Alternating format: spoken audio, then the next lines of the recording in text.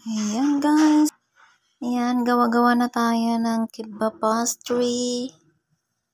Ayan, for Ramadan. Ayan, naka-isang tray na ako. Ayan, mga nasa 40 na yata yan nagawa ko.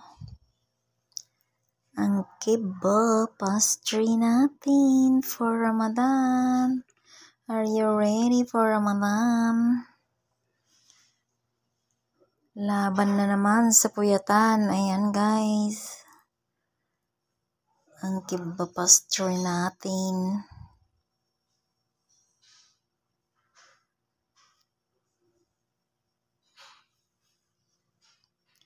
Ayan.